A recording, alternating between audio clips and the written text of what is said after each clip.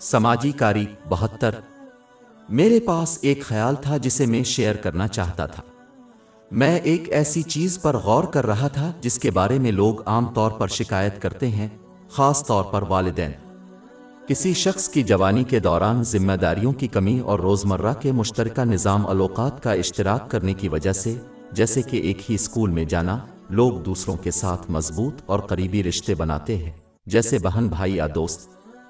لیکن وقت گزرنے کے ساتھ ساتھ لوگوں کی ذمہ داریاں بڑھتی اور مختلف ہوتی ہیں، اور ان کے روزمرہ کے نظام الاوقات میں تبدیلی کی وجہ سے لوگ مختلف خصوصیات اپناتے ہیں۔ اس کی وجہ سے ان کے درمیان تعلقات کمزور ہو جاتے ہیں اور بعض صورتوں میں وہ ایک دوسرے سے کافی دور ہو جاتے ہیں۔ یہ اکثر ان گھروں میں دیکھا جاتا ہے جن کے بہت سے بہن بھائی یا دوستوں کے درمیان ہوتے ہیں۔ یہ سمجھنا ضروری ہے کہ اللہ تعالیٰ نے ہر شخص کو اپنی زندگی میں منفرد راستہ بنایا ہے جو دوسروں سے مختلف ہے۔ یہ اس کی لامحدود قدرت کی نشانی ہے۔ اربوں لوگ ابھی تک کوئی دو راستے ایک جیسے نہیں ہیں۔ ان راستوں میں فرق لوگوں کے ایک دوسرے سے دور ہونے کی بنیادی وجہ ہے۔ بہترین دوست صرف نام سے دوست بنتے ہیں۔ قریبی بہن بھائی جذباتی طور پر ایک دوسرے سے دور ہو جاتے ہیں۔ یہ تقدیر کا ایک حصہ ہے اور واقعی ناگزیر ہے۔ اس نقطے کو سمجھنا ضروری ہے کیونکہ کچھ لوگ اس کی وجہ سے اللہ تعالیٰ کے ناشکرے ہو سکتے ہیں۔ وہ اپنی زندگی میں آنے والی تبدیلیوں کو ناپسند کرتے ہیں جو دوسروں کے ساتھ ان کے تعلقات میں تبدیلی کا باعث بنتے ہیں۔ لیکن ان کی زندگیوں میں یہ تبدیلیاں ایسی ہیں جو اللہ تعالیٰ نے منتخب کی ہیں، لہٰذا انہیں ناپسند کرنا اللہ تعالیٰ کے انتخاب کو ناپسند کرنا ہے۔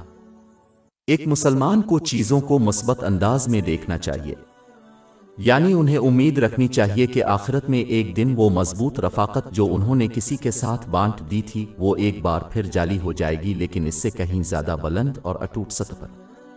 اس امید سے ایک مسلمان کو اللہ تعالیٰ کا زیادہ فرمانبردار بننے، اس کے احکام کی تعمیل، اس کی ممانعتوں سے اجتناب اور تقدیر کا صبر کے ساتھ سامنا کرنے کی ترغیب دینی چاہیے، یہ جانتے ہوئے کہ یہ نتیجہ صرف اس کے فرمانبردار بندوں کو ہی ملے گا۔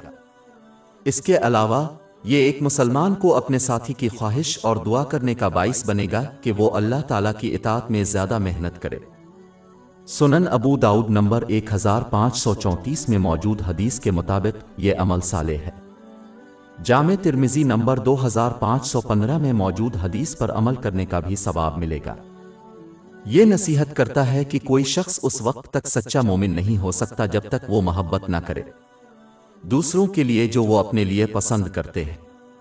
لہٰذا اس ذہنیت کو اپنانے سے ایک مسلمان کو ناشکری سے بچنے، اللہ تعالیٰ کی فرمانبرداری میں زیادہ محنت کرنے اور زیادہ اجر حاصل کرنے میں مدد ملے گی، اس امید کے ساتھ کہ وہ ایک بار پھر اپنے ساتھی کے ساتھ ایک مضبوط بندھن حاصل کر سکیں گے۔ باب 15 الحجر آیت 47۔ اور جو کچھ ان کے سینوں میں ہے ہم اسے نکال دیں گے، وہ بھائی بھائی آمنے سامنے تختوں پر ہوں گے۔ ہماری ویب سائٹ www.sheikhpod.com پر 400 سے زیادہ مفت ebooks, audio books, infographics, podcast اور بلاگ دستیاب ہے۔